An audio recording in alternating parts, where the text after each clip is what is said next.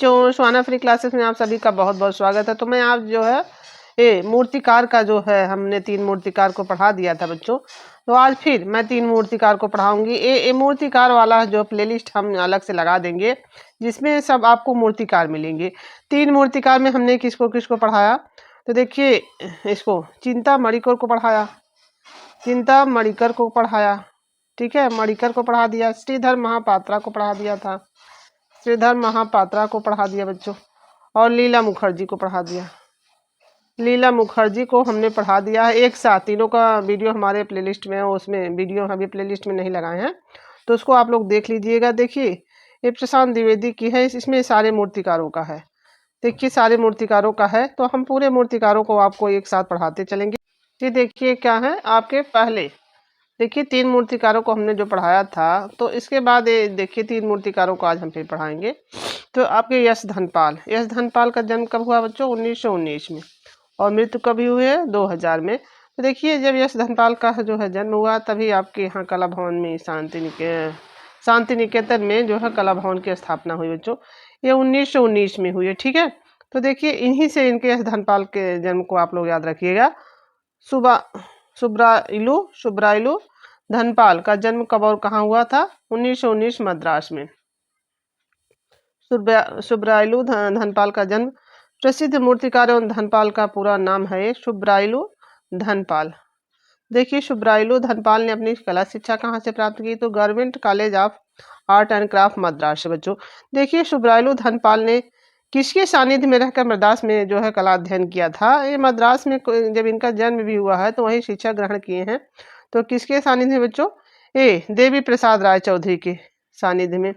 तो देवी प्रसाद राय चौधरी आपके 1929 में बने थे भी, तो ठीक है, तो यही थे। तो ये 1919 में इनका जन्म हुआ है। तो देखिए ये देखिए यहाँ पे फिर इनके सानिध्य में रहे हैं। तो देखिए सुब्राइलू धनपाल को मद्रास कला विद्यालय के मूर्ति कला विभागाध्यक्ष कब नियुक्त किया गया? तो देखिए 1957 तक, ये आपके 57 तक रहे, ठीक है। जब ये देवी प्रसाद वहां से गए तब देखिए आए हैं। तो देखिए चीजों को जोड़कर रखिएगा। तो ये तब विभागाध्यक्ष कौन नियुक्त हुए हैं? ये आपके जो है सुब्राइलू धनपाल जी बच्चों। देखिए जो है सुब्राइलू धनपाल किस लिए जाने जाते हैं? तो ये हमारा टॉपिक ही सारे मूर्तिकारों का चल रहा है, इसमें देखिए मूर्तिकारों का टॉपिक ही हम चला रहे हैं। सुब्राइलू धनपाल ने किस तकनीक के माध्यम में चित्रकारी की है? तिनका तकनीक बच्चों जल रंग है। देखिए अकादमी यथार्थवाद की परंपरा को तोड़ने वाला कौन? अकादमी यथार्थवाद की प्रथम शिल्पकार कौन है? सुब्राइलू धनपाल है। देखिए वर्ष 1966 में किसके साथ मिलकर सुब्राइलू धनपाल ने मद्रास चोलमंडलम कलाग्राम की स्थापना की थी? तो केशिश पडिक्कर के साथ मिलकर बच्चों। कब? 1966 में इसकी हुई थी ना, मद्रास चोलमंडलम की, इसकी स्थापना 1966, ये भी याद रखिएगा, केसीएस पडिक्कर। तो मद्रास चोलमंडल कलाग्राम की स्थापना किसने की थी? तो केसीएस पडिक्कर ने की थी। अब ये कब की थी? 1966 में। इनके साथ ये भी थे, उन्हें तभी यहाँ पे दिया हुआ है। देखिए सुब्राइलू Dhanapal government college of art craft Madras अध्यापक कब बने थे? ये अध्यापक कब बने थे बच्चों? 41 में, 1941 में बने। यश धनपाल मूर्ति शिल्प निर्मित करने के लिए अधिकांश की सामग्री माध्यम का प्रयोग करते थे, टेराकोटा और लकड़ी। किसका माध्यम करते थे? टेराकोटा और लकड़ी का। मूर्तिकार यश धनपाल कहाँ से संबंधित थे? मद्रास से। केंद्रीय ललित कला अकादमी के मूर्तिकार यश धनपाल कब राष्ट्रीय पुरस्कार से सम्मानित हुए? तो 1962 में बच्चों। देखिए ये इनको राष्ट्रीय पुरस्कार से सम्मानित किया गया 1962 में।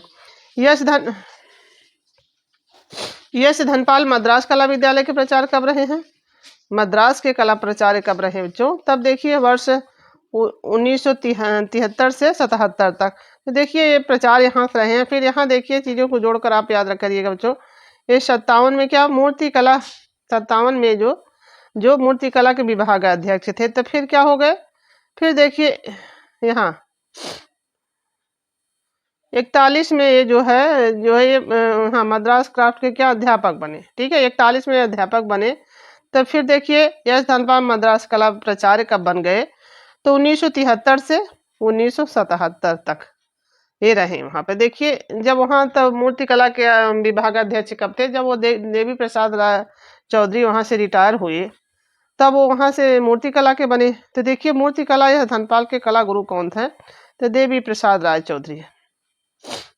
देखिए प्रसिद्ध मूर्ति शिल्प हार्स। हार्स कंक्रीट किस मूर्तिकार ने चित्र निर्मित किया है? कंक्रीट में बच्चों। देखिए इनका माध्यम कंक्रीट है, तो यश यश धनपाल। प्रसिद्ध है संगत राज सुधांशु सुब्रायलु सुधांशु का। सुब्रायलु का निधन कब हो गया? ये 2000 में। आगे आपने देखा ही था।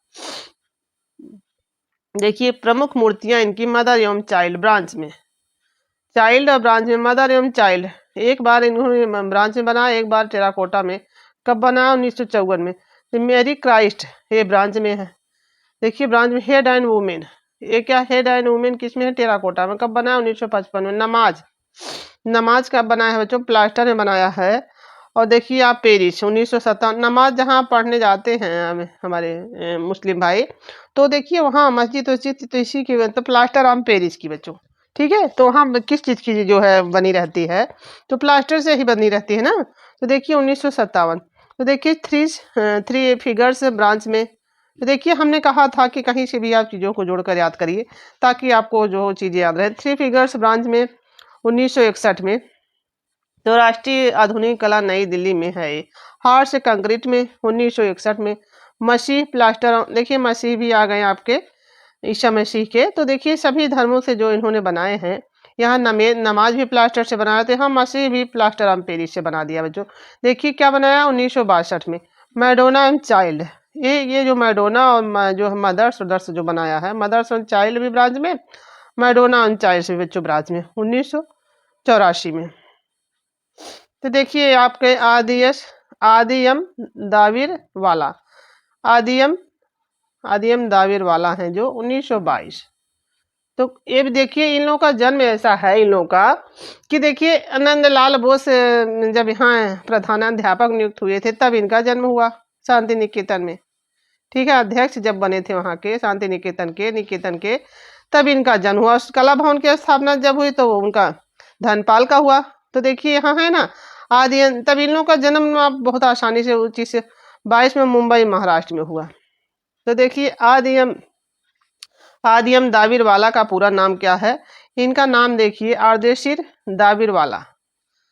आदिरसिर दाविरवाला इनका पूरा नाम है। वैसे शॉर्टकट में इस तरह। किस वर्ष दाविरवाला को केंद्रीय ललित कला अकादमी नई दिल्ली का राष्ट्रीय पुरस्कार प्रदान हुआ? तो 1965 में। तो देखिए यहाँ प्रसिद्ध मूर्ति शिल्प गैलेक्सी, धातु एवं कांच के टुकड़ों से बनाया है गैलेक्सी इन्होंने।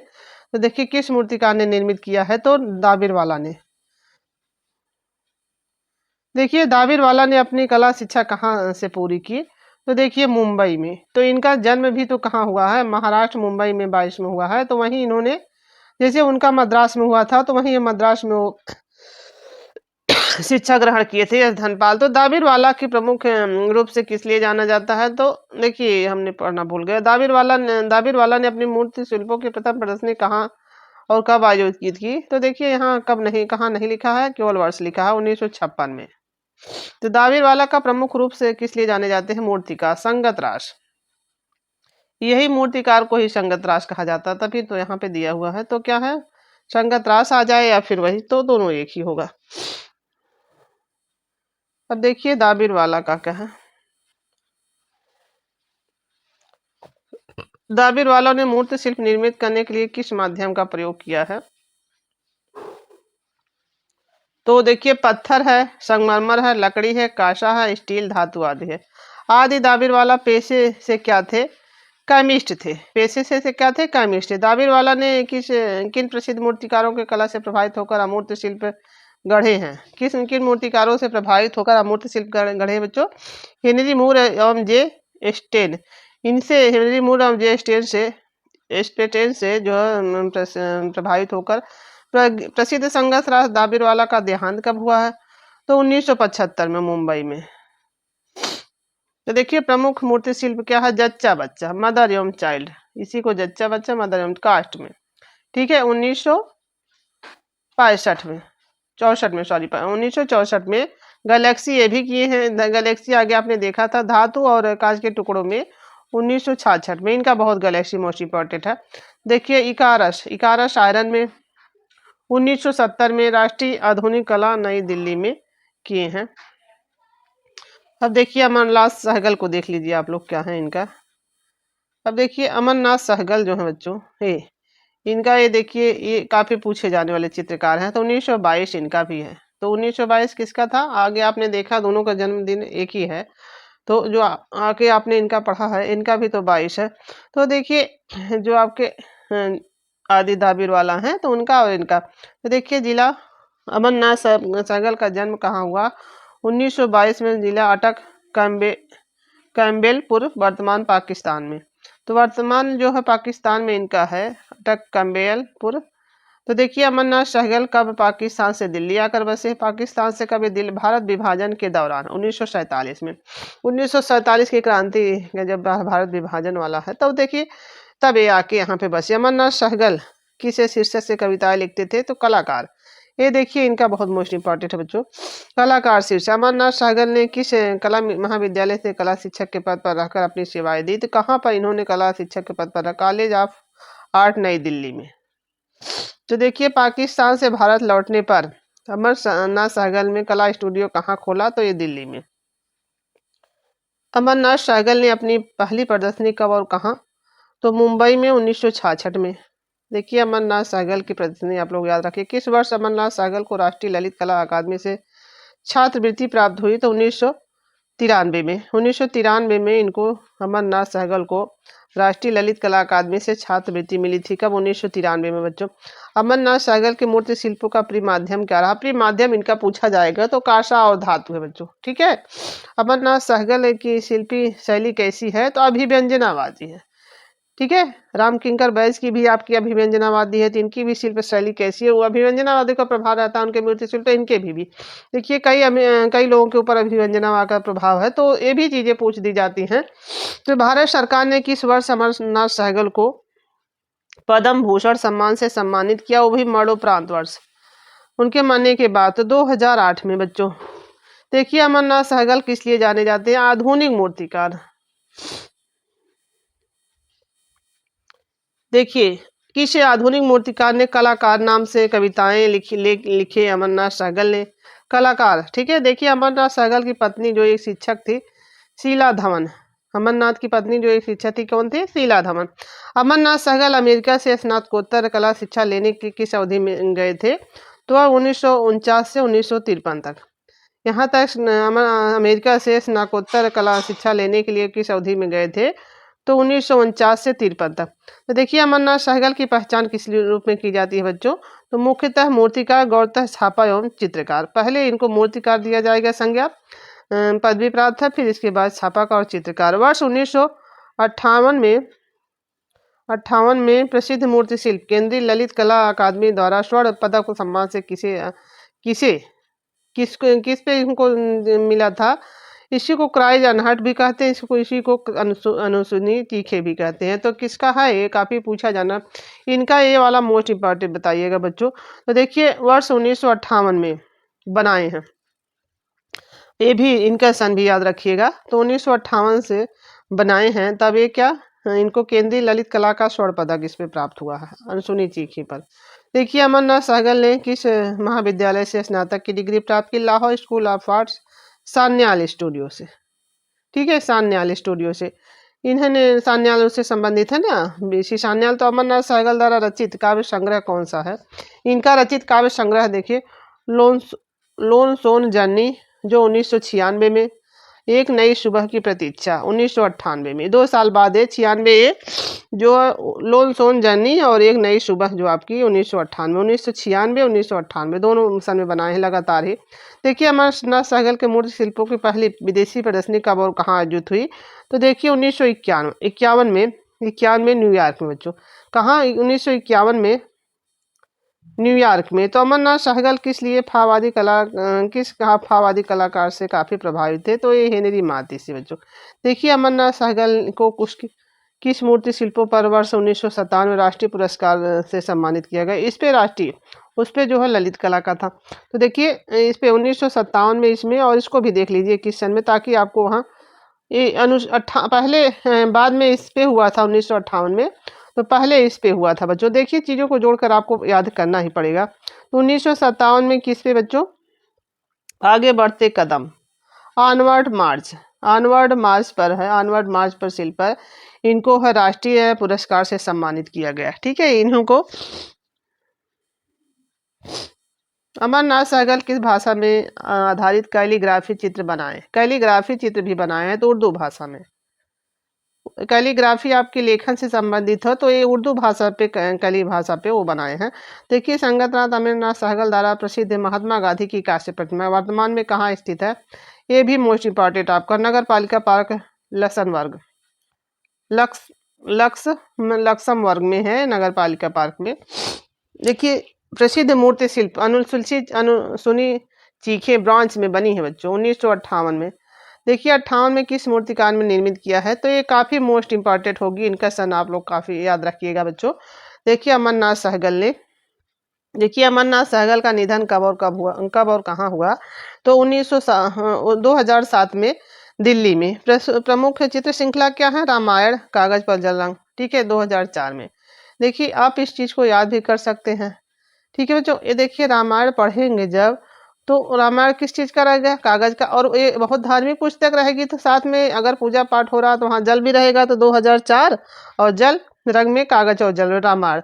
महाभारत श्रृंखला कागज पर, दोनों देखिए धार्मिक पुस्तकें हैं, तो कागज और जल 2004 में भी, 2004 में भी। तो प्रमुख चित्र क्या है बच्चों? प्रतीक्षा कैनवास पे तैल रंग में, ये जो कैनवास पे तैल रंग है 1946 में। तो देखिए 1946 में गणेश सिल्क में सिस्कीन सेरीग्राफी। ब्रह्मांड के स्वामी कृष्ण, ब्रह्मांड के स्वामी कौन? कृष्ण है, कागज पर मिश्रित माध्यम में। विदाई,